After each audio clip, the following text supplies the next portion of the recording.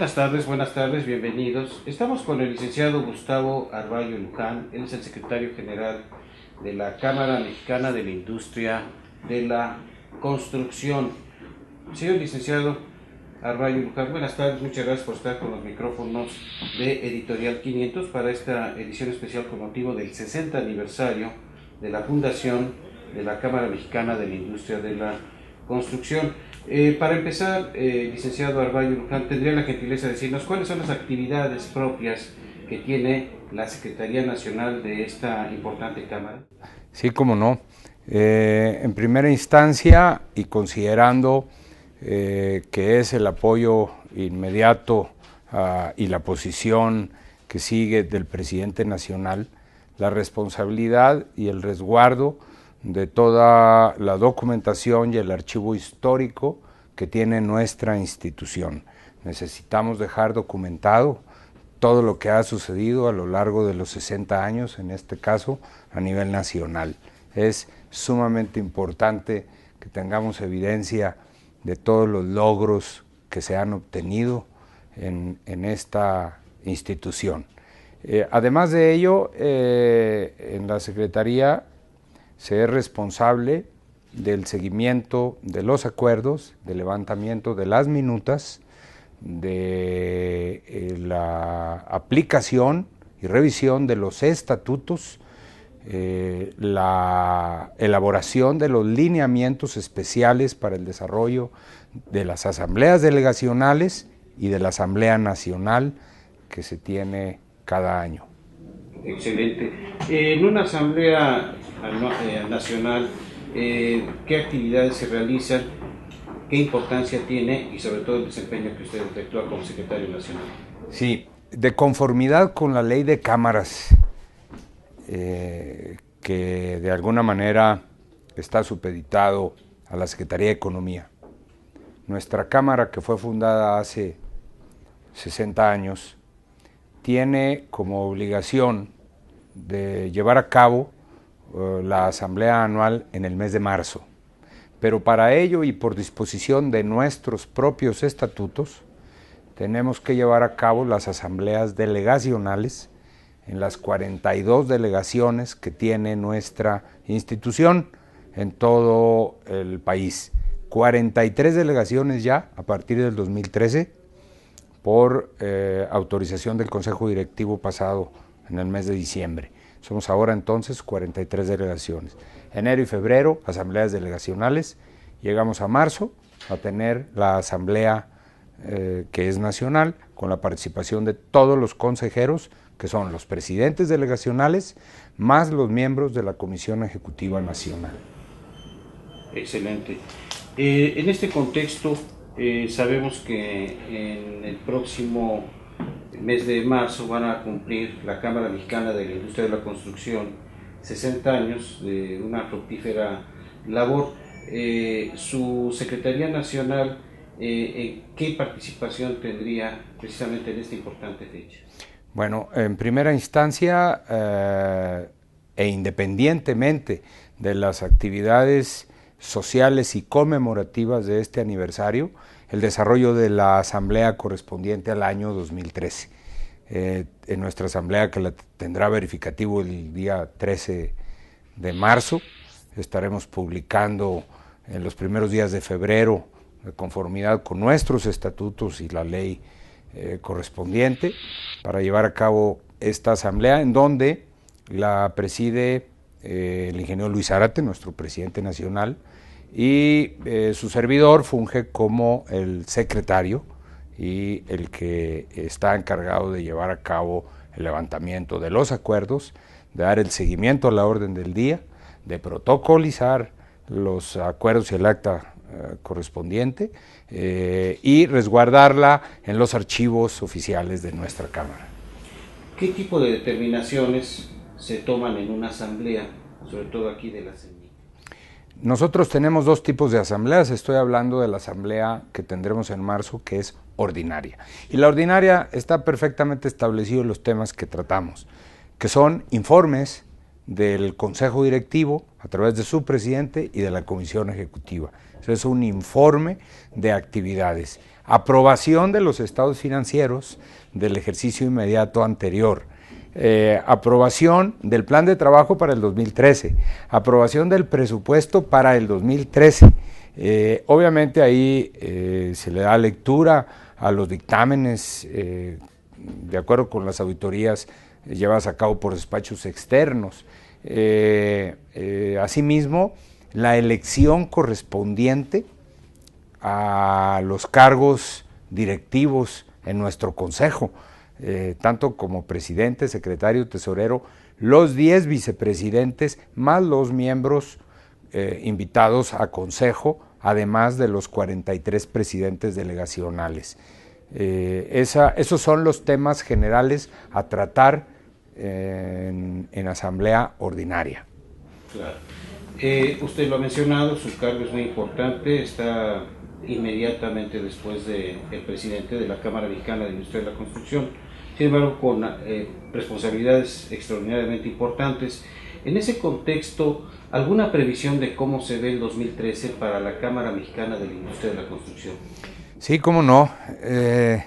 Tenemos una gran expectativa en el sector de la construcción y particularmente en las empresas constructoras que aglutinan nuestra Cámara, 10,000 a nivel nacional, y seguramente estaremos llegando arriba de ese número por el potencial que ofrece. No cabe duda que el cambio de gobierno en la administración federal nos trae esas expectativas de las que hablo, pero no es por casualidad, es porque se estarán llevando a cabo las reformas estructurales necesarias que requiere este país para construir tantísima infraestructura de diferente tipo en infraestructura carretera, en telecomunicaciones, educativa, hospitalaria, en fin, inversiones privadas, comerciales, hoteles, desarrollos turísticos, en fin. Todo ello, con las reformas correspondientes, se abre un panorama para crecer en términos reales al final del sexenio en casi el doble de lo que estamos haciendo ahorita. ¿Por qué? Porque ahora viene una mayor certidumbre para la participación de un sector privado que implica dinero que puede venir de fuera y seguramente vendrá de fuera del país, ¿no? Pero con la posibilidad de participar como empresas constructoras aquí en este país para construir todo lo que es necesario. En México, afortunadamente, existen las empresas con la capacidad necesaria y suficiente para llevar a cabo lo que aquí se ha dicho, con algunas excepciones seguramente, como en el sector petroquímico o de energía, que porque no lo hacíamos en el pasado, seguramente no tenemos las experiencias de hacerlo ahorita, ¿no? Si la apertura que puede tener este renglón de energía en petroquímica y tantísimas otras cosas que vamos a tener oportunidad de que crezcan. Entonces eso nos genera la expectativa de la que estoy hablando. Si de por sí ya un cambio en sí mismo nos genera una expectativa, estamos seguros que en este caso será mayor.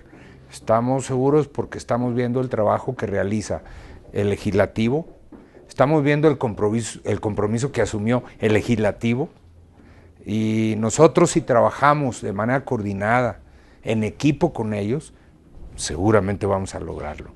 Y de ahí se desprende esta expectativa positiva que tenemos. Yo no quiero dejar de lado que no nada más estoy hablando de lo federal. El ingeniero Luis Zárate se propuso en el plan de trabajo, y afortunadamente todo el equipo nos sumamos a él y a ese plan, en donde hemos tenido una intensa actividad en las delegaciones.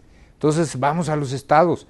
Hemos estado yendo con muchísima frecuencia con los presidentes de las delegaciones a los estados, pero no nada más con ellos y sus comités directivos. Vamos con sus niveles de gobierno, vamos con el gobernador, algún presidente municipal, los secretarios de los estados.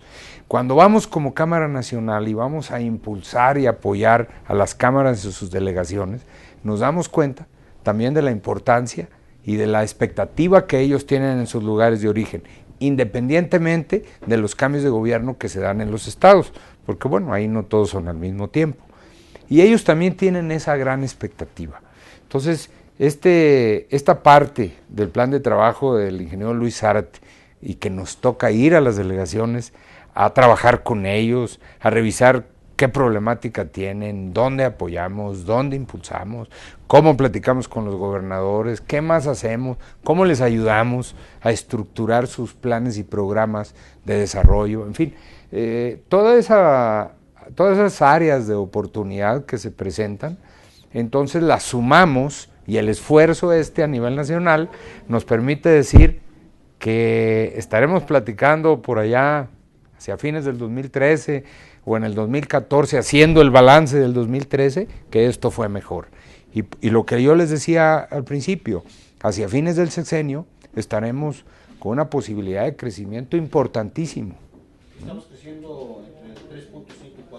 Esos son los números en los que estamos. ¿Podemos crecer 6-7%? Se ha hablado de arriba del 7%, y no lo decimos nosotros, lo dicen quienes se dedican a hacer las prospectivas o los análisis en función de las reformas estructurales en relación a los cambios en las leyes que tenemos o en la implementación de ellas. Un ejemplo muy claro es la Ley de Asociaciones Público-Privadas y su reglamento, que va a implicar la llegada de capital externo importante. Que incluso ya está aprobado y ya tiene este reglamento, ¿no? Así es. Ha permitido ya tener resultados de unas primeras obras que se han dado. Así es, aunque tampoco va a ser por obra de magia que en el primer año ya tengamos los resultados, por eso hablamos de que hacia el final del sexenio. Pero miren, estamos convencidos que si los cambios estructurales en un país, un gobierno las hace al inicio de una administración, vamos a tener muchas mejores posibilidades. Si pensamos en que eso sea en el medio, al intermedio del periodo o hacia finales, pues ya vimos lo que ha sucedido. La problemática política o la competencia política de los diferentes colores no permiten los cambios necesarios en el país. Entonces, ahorita es el momento indicado para llevar a cabo esos cambios. Señor licenciado, mencionaba el director general de ICA, Alonso Quintana, también en una entrevista en este mismo contexto, que aunado a estas necesarias reformas a través del Pacto por México, que para los constructores, más allá de partidos, esto, además de ser necesario, actualmente se ve como viable. Usted lo está mencionando de manera muy clara. Por un lado está el legislativo muy activo y por otro lado el Ejecutivo Federal está incluso hasta cediendo espacios políticos para que esto ocurra. Desde el punto de vista de la Cámara Mexicana de Industria de la Construcción, los industriales de la construcción están preparados para responder a esos retos, prácticamente construir el doble de lo que estamos haciendo. Estamos en un proceso de preparación. Estamos conscientes que vamos a tener una inmensa necesidad de técnicos especializados, de ingenieros, de obreros especializados, porque ya pasamos o estamos pasando de lo tradicional del maestro de la cuchara, ¿no? Es decir, hay tecnologías diferentes que vamos a implementar en este país, equipo y maquinaria menor y mayor que también debemos utilizar en este país para lograr incrementos y eficiencias en lo que estamos haciendo. Estamos conscientes que hay la cantidad ahorita de ingenieros, pero tenemos que prepararlos y especializarlos, tenemos que incrementarlos en todos los niveles. Entonces, sí estaría, yo diría, estamos en ese proceso. Excelente. Bien, mencionaba usted casos muy interesantes de las delegaciones. Tenemos entendido que hay ejemplos con mucha potencialidad. ¿Podría mencionar algunos que usted recuerde recientemente de las delegaciones con esa potencialidad que de alguna manera han marcado, incluso, por qué no decirlo, casos para tomar muy en cuenta? Sí, cómo no. Bueno, a mí me gustaría hablar de un caso muy reciente porque fue una obra emblemática del gobierno federal anterior, que fue la carretera Mazatlán-Durango con el puente Baluarte. Y en las proximidades de Mazatlán, en donde nosotros tenemos una delegación que se denomina Sinaloa Sur. Una delegación pequeña, de acuerdo con el tamaño y las posibilidades de la ciudad de Mazatlán, considerando además que Sinaloa tiene otras 2 delegaciones, Culiacán y Sinaloa Norte, que están Los Mochis. Sin embargo, Mazatlán se volvió importante porque la más próxima a donde se estaba construyendo el puente y algunos tramos y túneles importantes de la Mazatlán-Durango, entonces permitió crecer en la oferta de capacitación que era necesaria para la gente que estuvo trabajando ahí. Entonces, y otra cosa, Sinaloa venía de muchos años de tener una constructora estatal contraria a todo lo que conocemos en el mundo moderno y de libre comercio. El gobierno debe de dedicarse a gobernar y a administrar los recursos que recauda, y el sector privado a hacer lo que le corresponde. En el caso de nosotros, a construir. No puede haber competencias desleales en ese sentido. Hay que reconocerle a los compañeros de Sinaloa que lucharon muchos años por ello. Afortunadamente el gobernador actual marcó la pauta y la diferencia. ¿Y qué sucedió? El Estado como tal, en la suma de las 3 delegaciones, es el Estado más numeroso en socios. Porque tiene un potencial enorme y además hay un apoyo a las empresas locales y hay que empezar a desarrollarlas. Para que un Estado se desarrolle, para que un país crezca y se desarrolle, necesita crecer sus empresas también, que son las que generan el movimiento y la riqueza que permite que se mueva el resto de las ramas de la industria o productivas, como es el caso de la construcción. Si hay construcción, a mucha gente nos va bien. Si no hay construcción, luego viene los síntomas de la recesión. En el caso de Sinaloa, decía yo que Mazatlán se estructuró muy bien en materia de capacitación, porque vino una obra de miles de millones de pesos que estuvo programada desde hace muchos años, que finalmente se logró casi concluir en el 2012, quedó algo muy poco, pero los años que duró haciéndose eso permitió entonces que como Cámara participara no nada más empresas pequeñas en diferentes aspectos de la construcción, porque si bien es cierto que hay empresas grandes que son las titulares de los contratos, también las empresas pequeñas se ven favorecidas, porque hay una infinidad de subcontratos y participaciones en eso, ¿no? Entonces esa es la ventaja que se tiene cuando hay obras de ese tamaño, ¿no? Entonces, esa es la que recuerdo y repito, ¿no? Pero seguramente lo vamos a ver en los próximos años de manera similar. ¿A qué me refiero? Bueno, si el día de mañana arranca una obra importante como es una refinería en Tula, Hidalgo, oigan, pues no tenemos esa capacidad de personal que se requiere para hacer la refinería en Tula, que va a durar algunos años. Lo que tenemos que hacer es que las empresas locales, regionales, nacionales y seguramente algunas de fuera del país tengan que venir a hacer lo que aquí no se podría, pero también ellos requieren personal, ingenieros, obreros especializados, soldadores, topógrafos, en fin, una cantidad inmensa de especialistas en el área de la construcción que no la tenemos ahorita porque no hay refinerías que se hayan construido, ¿no? En los últimos años. ¿Qué va a pasar? Que vamos a generar eso y vamos a estar listos para obras similares o de esa magnitud en cualquier lado de la República, y por qué no, al rato fuera de México, ¿no? Esas son las ventajas que se tiene cuando hay obras de esta magnitud. Hablé de la refinería de Tula porque seguramente eso se va a dar muy pronto, pero igual creo que tenemos dependencias federales que en sus planes de desarrollo, como el Plan Nacional de Infraestructura, que va a generar la construcción o continuar con los ejes carreteros, troncales, alimentadores en este país, pues en los diferentes lados va a generar también esa sinergia. Las administraciones portuarias, tenemos 16 puertos en el país que ahorita mencionamos como grandes o importantes, Manzanillo, que conecta con un corredor hasta los Estados Unidos. Lázaro Cárdenas, puerto también importante que sigue en crecimiento, y los demás. Es decir, nuestra ubicación como país hace necesaria la generación y el crecimiento de esa infraestructura. Entonces, igual en puertos, pero ¿qué decir del aspecto ferroviario?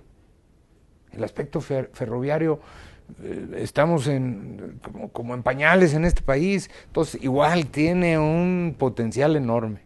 La inversión en el sector minero, que es privado totalmente.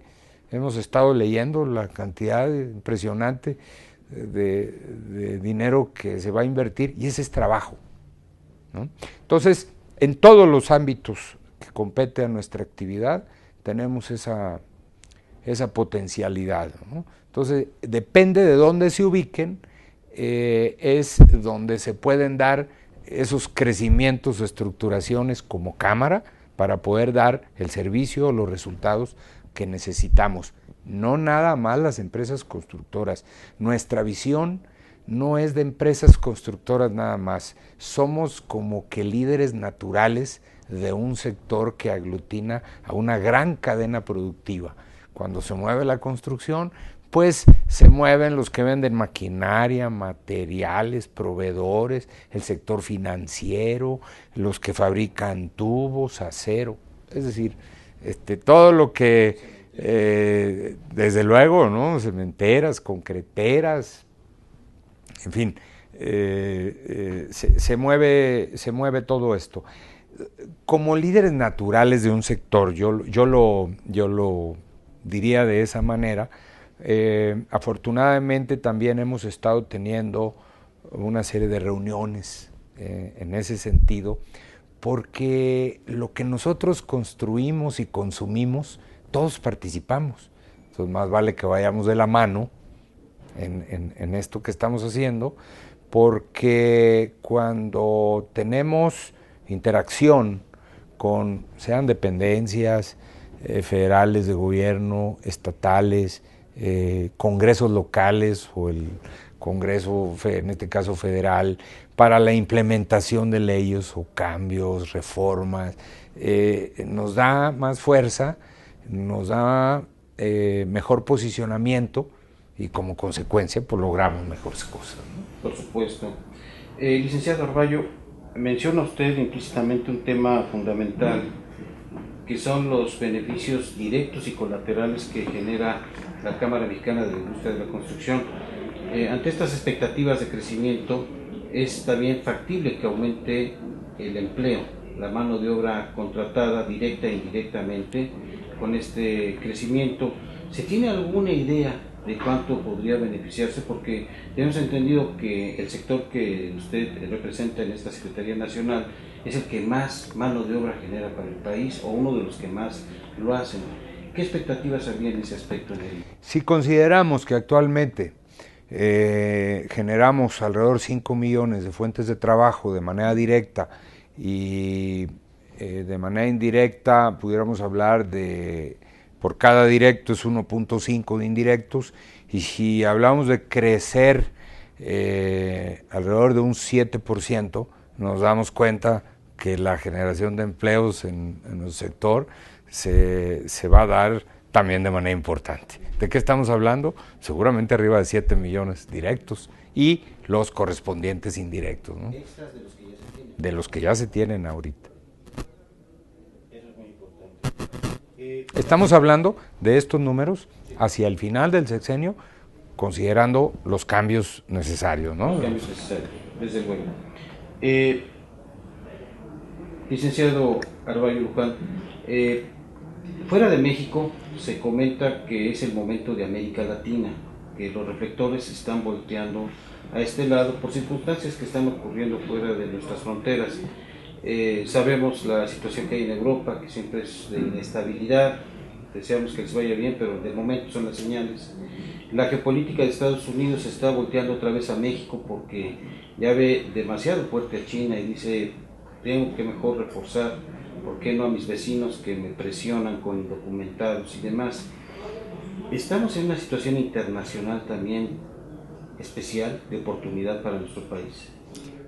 No cabe duda que las variables macroeconómicas que tenemos y producto del adecuado manejo de las finanzas y políticas públicas en nuestro país en los últimos años nos ponen en esa tesitura de que nosotros somos el apetito natural de inversionistas o capital extranjero, porque cuando tenemos oportunidad de ir al extranjero y platicar con nuestros pares, nosotros participamos hacia el lado norte con el organismo similar de Canadá y Estados Unidos. Tenemos reuniones trilaterales cada año, una vez en cada país.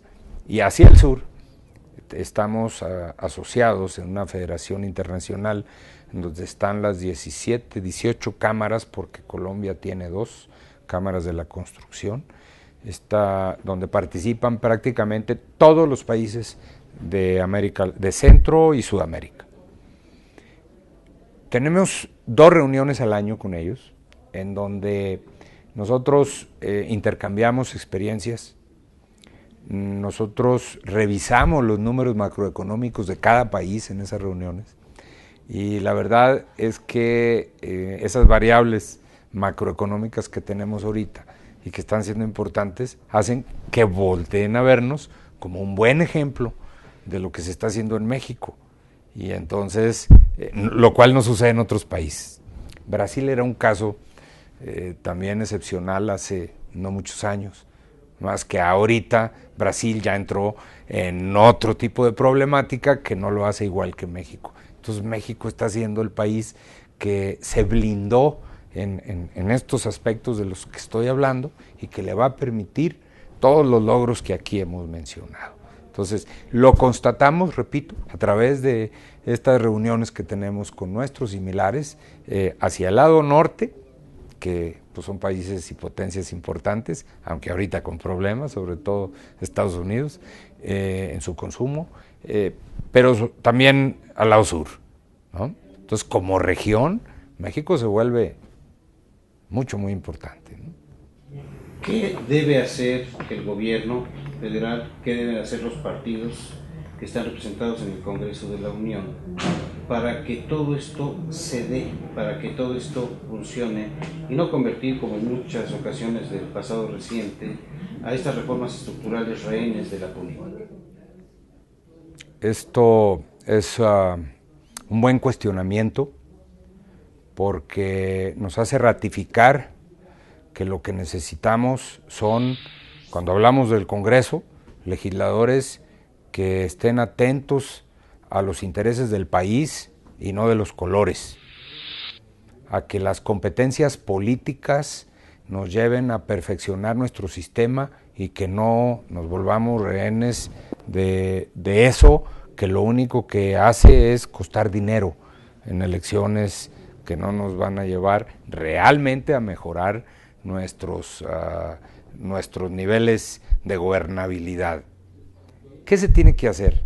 Yo creo que la participación del sector privado como sociedad se vuelve cada vez más importante. Lo acabamos de ver en el periodo después de las elecciones que tuvimos en julio pasado. ¿A qué me refiero?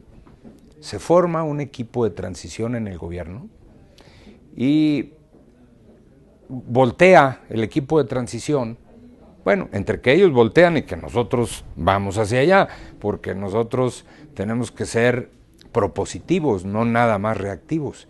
Y hacemos propuesta y les decimos en lo que hemos trabajado en los últimos años, en el diagnóstico que tenemos de lo que en este país se debe de hacer en materia de nuestro ámbito, y entonces hacemos un clic y una sinergia interesantísima con el entonces equipo de transición, hoy equipo de gobierno, y dicen, vamos haciéndolo juntos, ¿no? Entonces, ¿tú dónde participas, sector privado?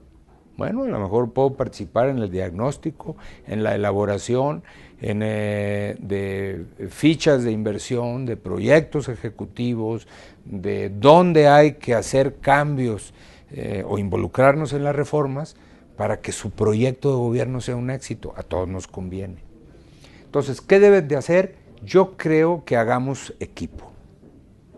Porque si hacemos equipo con todos ellos, pues todos vamos por el mismo objetivo, que las cosas se den y a todos nos va bien.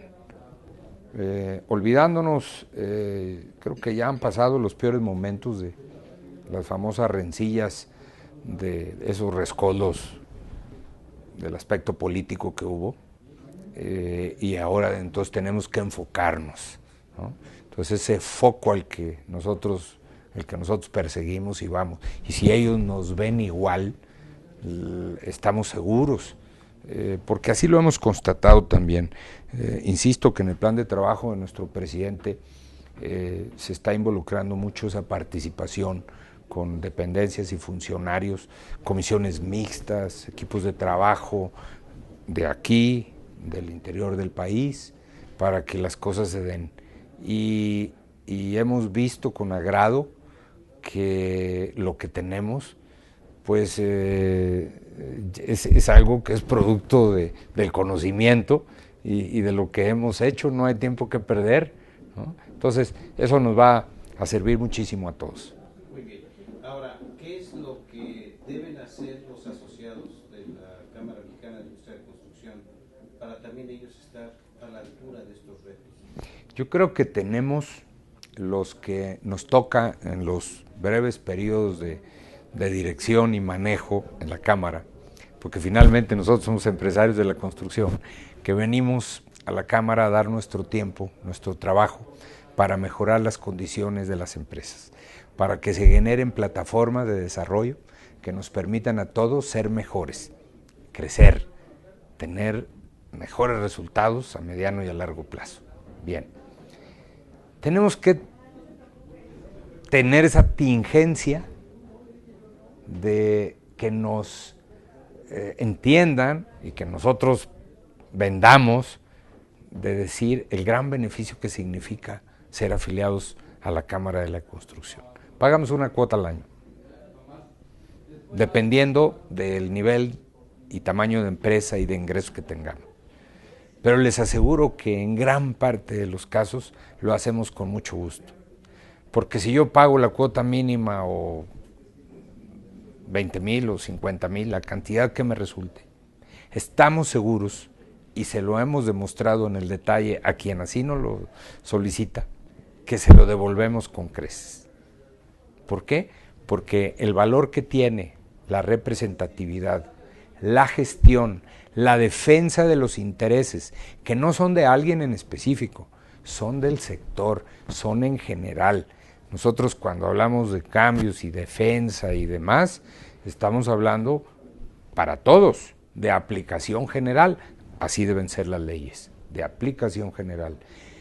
Cuando tenemos esos logros y podemos decir en todo, a todos los beneficios que obtenemos, no tienen idea ustedes el gusto con el que dice la gente, no nada más voy y me afilio, ¿dónde participo? Porque tanto aquí como en las delegaciones tenemos un ejército importante de empresarios, constructores de diferentes tamaños que participamos en esos comités, en esas comisiones para defensa de nuestros intereses. Cuando nos damos cuenta de ello, entonces es que viene la necesidad y el deseo de participar.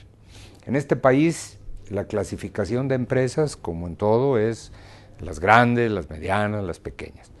Alrededor de un 93% de nuestras 10,000 empresas son micro y pequeñas empresas. ¿Qué quiere decir? Que tenemos un segmento de empresas medianas muy pequeñas, de empresas grandes igualmente de pequeñas, y las gigantes no se digan.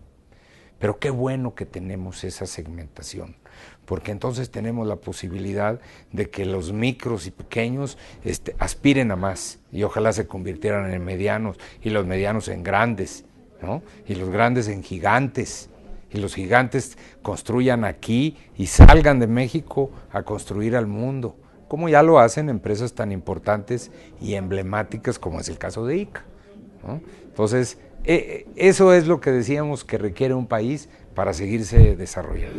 Excelente.